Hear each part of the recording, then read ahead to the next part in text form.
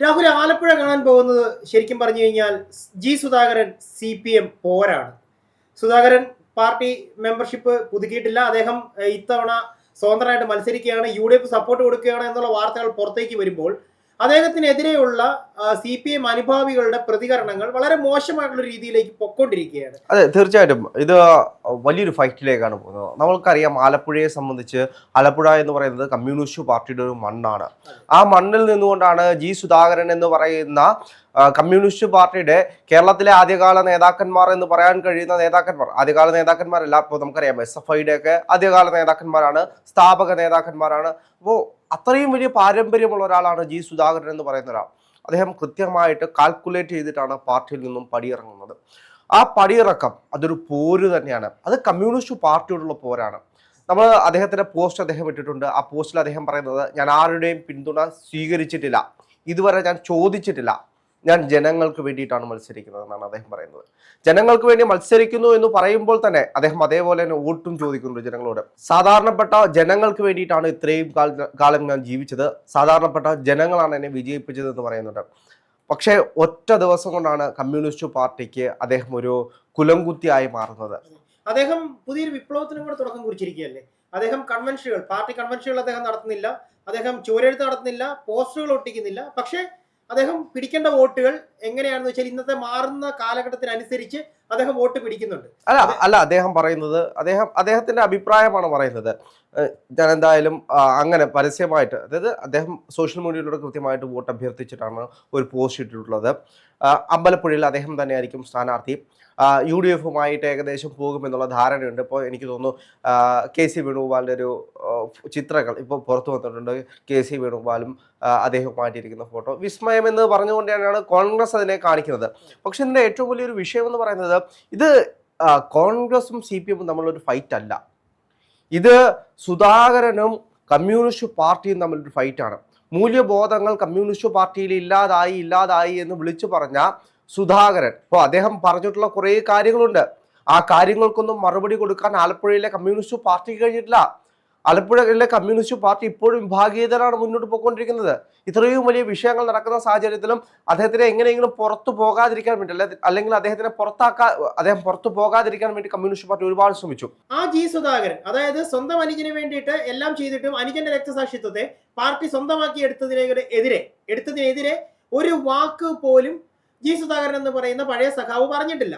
അദ്ദേഹം ഒന്നും മിണ്ടാതെ പടിയിറങ്ങിപ്പോയിരുന്നു. അദ്ദേഹത്തിനെ അവഗണിക്കാവുന്നത്രയും പാർട്ടി അവഗണിക്കുന്നു. അപ്പോൾ ചിന്തിക്കേണ്ടത്, കേരളത്തിൽ കമ്മ്യൂണിസ്റ്റ് പാർട്ടിയുടെ ഏറ്റവും വലിയ ശത്രു ആരാണ്? അത് കോൺഗ്രസ് ആണ്, അല്ലേ?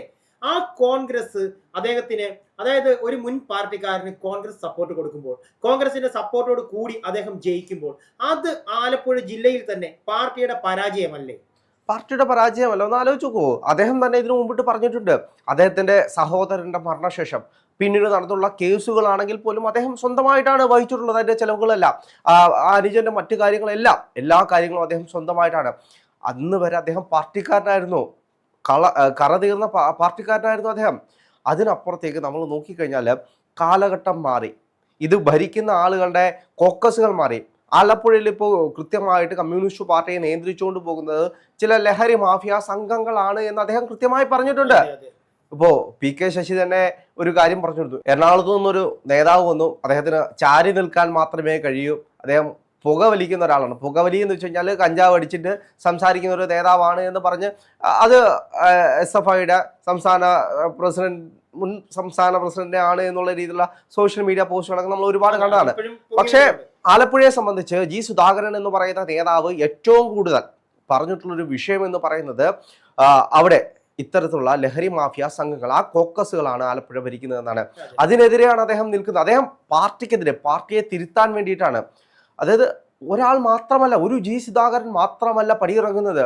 അതിനപ്പുറത്തേക്ക് കുഞ്ഞികൃഷ്ണനെ പോലുള്ള ഒരുപാട് പേർ പാർട്ടിയിൽ നിന്നും പുറത്തേക്ക് പോവുകയാണ്.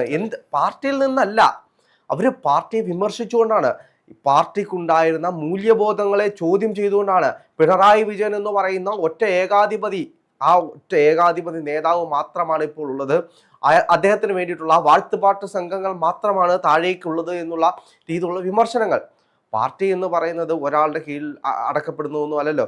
ഇപ്പോൾ ജി സുധാകരൻ എന്ന് പറയുന്ന നേതാവ് SFIയുടെ ആദ്യകാല സ്ഥാപകരിൽ ഒരാളാണ്. അപ്പൊ അത്രയും വലിയ പാരമ്പര്യമുള്ള ഒരാളാണ്. സ്വന്തം വീട്ടിൽ ഒരു രക്തസാക്ഷിയുള്ള ഒരാളാണ്. ആ രക്തസാക്ഷിയെ ഇന്നും പൂവണിക്കുന്നത് കമ്മ്യൂണിസ്റ്റ് പാർട്ടിക്കാരാണ്, രക്തഹാരങ്ങൾ നൽകുന്ന കമ്മ്യൂണിസ്റ്റ് പാർട്ടിക്കാരാണ്. അപ്പോൾ ആ ഒരു നേതാവിനെ അദ്ദേഹം സ്ഥാനം കൊടുക്കാത്തതിനോ അദ്ദേഹത്തെ മത്സരിപ്പിക്കാത്തതിനോ അതിനൊന്നുമല്ല എന്ന് അദ്ദേഹം കൃത്യമായിട്ട് പറയുന്നുണ്ട്. പരിഗണന, ഒരു ആദ്യകാല നേതാവാണ്, കമ്മ്യൂണിസ്റ്റ് പാർട്ടി നേതാവാണ് എന്നുള്ളൊരു പരിഗണന പോലും കൊടുത്തിട്ടില്ല എന്നാണ് അദ്ദേഹം പറയുന്നത്. അദ്ദേഹത്തിന്റെ കാലൊടിഞ്ഞു കിടക്കുന്ന സാഹചര്യത്തിൽ ഒരാൾ പോലും വിളിച്ചു ചോദിച്ചില്ല എന്ന് പറയുന്ന രീതിയിലേക്ക് അദ്ദേഹത്തിന്റെ തൊട്ടടുത്ത അദ്ദേഹത്തിനെ താഴെ ബ്രാഞ്ച് കമ്മിറ്റിയിലേക്ക് തരം താഴ്ത്തുന്നത് നമ്മൾ കണ്ടു. അതിനപ്പുറത്തേക്ക് അദ്ദേഹം പറയുന്നുണ്ട്, കാലൊടിഞ്ഞ സമയത്ത് ഒരു ബ്രാഞ്ച് കമ്മിറ്റി അല്ലാതെ ബാക്കി എല്ലാ ബ്രാഞ്ച് കമ്മിറ്റിക്കും താൻ പങ്കെടുത്തിട്ടുണ്ടെന്ന് പറയുന്നത്. അതേപോലെ തന്നെ അദ്ദേഹം ഉന്നയിക്കുന്ന വിഷയമാണ്, അടുത്തൊരു പരിപാടി നടക്കുമ്പോൾ ഒന്ന് വിളിച്ചറിയിക്കില്ല. അദ്ദേഹം എന്താണെങ്കിലും ഒരു സീനിയർ നേതാവല്ലേ, സഖാവ് ഇതേപോലെ ഒരു പരിപാടി നടക്കുന്നത് സഖാവ് വരണമെന്ന് ഒന്ന് വിളിച്ചു പറയാനുള്ള മാന്യത പോലും കമ്മ്യൂണിസ്റ്റ് പാർട്ടിയിൽ ആർക്കും ഇല്ല എന്നാണ് പറയുന്നത്. അത് ജി സുധാകരൻ മാത്രമല്ല പറയുന്നത്, ഐഷ പൂറ്റിയതിനാണ്. ആ ചടങ്ങ് ഈ പറഞ്ഞ ജി സുധാകരനെ അവഗണിക്കപ്പെട്ട ആ ചടങ്ങ് മരുമോന് ഷൈൻ ചെയ്യാനുള്ള ഒരു പ്രോഗ്രാം ആയിരുന്നു. അത് അമ്മായിച്ചൻ നൈസായിട്ട് മരുമോനെ അതിനകത്തോട്ടേക്ക് കുത്തിക്കയറ്റി ആ പദ്ധതിക്ക് വേണ്ടിയിട്ട് ഏറ്റവും കൂടുതൽ കഷ്ടപ്പെട്ടുള്ള ഒരു വ്യക്തിയായിരുന്നു. ആ രണ്ട് വ്യക്തികളെ ഒഴിവാക്കി നിർത്തി. അതെല്ലാം പോട്ട് അവിടെ ജി സുധാകരൻ എപ്പോഴും പറയുന്ന വിഷയം എന്ന് പറയുന്നത് പരിഗണന എന്ന് പറയുന്ന കാര്യമാണ്. ഐഷ പോറ്റി ആണെങ്കിലും പരിഗണന എന്ന് പറയുന്നതാണ്. പരിഗണന എന്ന് പറയുന്ന ഒരു മനുഷ്യന് ഏറ്റവും അത്യാവശ്യമുള്ള ഒരു കാര്യമല്ലേ. അതിപ്പോ ഞാൻ രാഹുലിനെ ആണെങ്കിലും എത്ര കാലം ഒരു പാർട്ടിയില് ഒരു നേതാവായി വളർന്നു വന്നിരുന്ന ഒരാൾ, ഒരു സീനിയർ നേതാവായിട്ടിരുന്ന ഒരാൾ, ആ പാർട്ടിയുടെ മുഖമായിരുന്ന ഒരാൾ, അയാളെ ഒരു സമയം കഴിയുമ്പോൾ പാർട്ടി കറിവേപ്പില പോലെ വലിച്ചെറിയുക. അവിടെയാണ് ജി സുധാകരൻ എന്ന് പറയുന്ന നേതാവിന് കൃത്യമായിട്ട് കൊണ്ടതും. ആലപ്പുഴയിൽ കമ്മ്യൂണിസ്റ്റ് പാർട്ടി നശിക്കുന്നത് കാണുമ്പോൾ, താനുണ്ടാക്കിയ പ്രസ്ഥാനം ചില മോശപ്പെട്ട ആളുകൾ ചേർന്ന് നശിപ്പിക്കുന്ന കാണുമ്പോൾ ഉണ്ടാകുന്ന വിഷമം കൊണ്ടാണ് അദ്ദേഹം പാർട്ടി വിട്ടിട്ട് പാർട്ടിക്കെതിരെ മത്സരിക്കുന്നത്. ഇത് വലിയൊരു വിപ്ലവത്തിന് വേണ്ടി തന്നെയാണ് അദ്ദേഹം മത്സരിക്കാൻ ഇറങ്ങുന്നത്. അദ്ദേഹം പറയുന്നുണ്ട്, എനിക്ക് ഒരു രാഷ്ട്രീയ പാർട്ടിയുടെയും പിന്തുണ വേണ്ട, പക്ഷെ കോൺഗ്രസ് കൊടുക്കും. കോൺഗ്രസിനെ സംബന്ധിച്ച് രാഷ്ട്രീയപരമായിട്ട് നോക്കിക്കഴിഞ്ഞാൽ ജി സുധാകരൻ എന്ന് പറയുന്നത് വലിയൊരു വിസ്മയം തന്നെയാണ്. കോൺഗ്രസിന് ചിന്തിക്കാൻ കഴിയുന്നതും അപ്പുറമുള്ളൊരു വിസ്മയം തന്നെയാണ് ഈ ഒരു വിഷയം എന്ന് പറയുന്നത്. കാരണം അദ്ദേഹത്തെ പോലെ ആദ്യകാല കമ്മ്യൂണിസ്റ്റ് പാർട്ടിയിലെ നേതാവ് പടിയിറങ്ങുമ്പോൾ തങ്ങളോടൊപ്പം ചേർന്ന് നിർത്തിയാൽ ആ മണ്ഡലം സുഖമായി പിടിക്കാൻ കഴിയും. കാരണം നാട്ടുകാർ പറയുന്നത്, അവിടുത്തെ ജനങ്ങൾ പറയുന്നത് ജി സുധാകരനോടൊപ്പം എന്ന് തന്നെയാണ്. അതിന്റെ പ്രധാനപ്പെട്ട കാരണം അദ്ദേഹം ആരായിരുന്നു എന്ന് അവിടുത്തെ ആലപ്പുഴയിലെ ജനങ്ങൾക്കറിയാം. ആവശ്യമില്ല, അവിടെ ജനിച്ചു വളർന്ന് അവിടെ വിപ്ലവം വളർത്തി അവിടെ വളർന്നു വന്നിരുന്നു. പക്ഷെ എന്താണെങ്കിലും രാഹുലെ, ഇത്തവണത്തെ ഇലക്ഷൻ ഭരണമാറ്റം മാത്രമല്ല, ഇവിടെ സംഭവിക്കാൻ പോകുന്നത് കുറെ വിസ്മയങ്ങളുടെ നേർക്കാഴ്ചകൾ കൂടിയാണ്. ആയിഷ പോറ്റിയും ജി സുധാകരനും അടങ്ങുന്ന ഒരുപറ്റം എന്താ പറയുന്ന കമ്മ്യൂണിസ്റ്റ് പാർട്ടിയുടെ മുഖമായിരുന്ന നേതാക്കൾ കൊഴിഞ്ഞു പോയിരിക്കുന്നു. കൊഴിഞ്ഞു പോയതല്ല, അവർ അവിടെ ഒരു സമരത്തിലേക്കാണ് വന്നിട്ടുള്ളത്. അവരൊരു സമരം എന്ന് പറയുന്നത് സ്വന്തം പാർട്ടിയോടുള്ള ഒരു സമരമാണ് ഈ തെരഞ്ഞെടുപ്പ് എന്ന് വേണമെങ്കിൽ പറയാം. ജി സുധാകരൻ ആ പാർട്ടിയിൽ നിന്നും ഞാൻ സ്വതന്ത്രനായിട്ട് മത്സരിക്കുന്നു എന്ന് പറയുന്ന നിമിഷം തന്നെ കുലംകുത്തിയാക്കുന്നതും പച്ചമാംസത്തിൽ ഇരുമ്പ് കയറുമെന്ന് പറയുന്ന രീതിയിലേക്ക് അദ്ദേഹത്തിനെ ഭീഷണിപ്പെടുത്തുന്നതും, പിന്നീട് അവിടെ സുരക്ഷ ഒരുക്കേണ്ട ഒരു സാഹചര്യം ഉണ്ടാക്കുന്നതും, അവിടെ CCTV പോലും ഫിറ്റ് ചെയ്യേണ്ട ഒരു സാഹചര്യത്തിലേക്ക് പോകുന്നു. എന്തിനു വേണ്ടിയിട്ടാണ്? ഒരു സഖാവ് ഒരു പാർട്ടിക്ക് വേണ്ടി തൻ്റെ സഹോദരൻ്റെ ജീവൻ വരെ നൽകിയ ഒരു കുടുംബത്തിൽ നിന്നുള്ളൊരു സഖാവ്, ആദിമകാല നേതാവ് എന്ന് പറയുന്നത് SFIയുടെ ആണ്. ഇപ്പോൾ ഞാൻ വീണ്ടും പറയുകയാണ്. അപ്പം കാരണം നമുക്കറിയാം, ഇപ്പോൾ കമ്മ്യൂണിസ്റ്റ് പാർട്ടിയിൽ ആദ്യമകാലത്ത് തൊട്ട് ഒരുപാട് നേതാക്കന്മാരുണ്ട്. കേരളത്തിൽ അത്ര ശക്തമായിട്ട് കമ്മ്യൂണിസ്റ്റ് പാർട്ടിയെ വളർത്താൻ വേണ്ടി നിന്നിട്ടുള്ള ഒരു മനുഷ്യനെ കറിവേപ്പിലയല്ല. അവസാനം അദ്ദേഹത്തിനോട് പറയുന്നത് എന്താണ്? പാർട്ടി വിട്ട് അല്ലെങ്കിൽ പാർട്ടിയെ വിമർശിച്ചുകൊണ്ട് പുറത്തേക്ക് വന്ന് ഞാൻ പാർട്ടിക്കെതിരെ മത്സരിക്കുമെന്ന് പറയുമ്പോൾ കത്തിമുന കയറും, അല്ലെങ്കിൽ പച്ചമാംസത്തിൽ ഇരുമ്പ് കയറുമെന്ന് പറയുന്ന രീതിയിലേക്ക് പാർട്ടി മാറിയിട്ടുണ്ടെങ്കിൽ അവിടെയാണ് പാർട്ടി ചിന്തിക്കേണ്ടത്, അവിടെയാണ് പാർട്ടി തിരുത്തേണ്ടത്. രാഹുലെ, കൊലവിളി രാഷ്ട്രീയത്തിലൂടെ തന്നെയാണ് കമ്മ്യൂണിസ്റ്റ് പാർട്ടി വളർന്നു വന്നിട്ടുള്ളത്. അവരുടെ ഗ്രൂപ്പിൽ നിന്ന് പോകുന്നവർ ആരാണെങ്കിലും അവർക്ക് ശത്രുവാണ്, അവരത് ചെയ്യുകയും ചെയ്യും.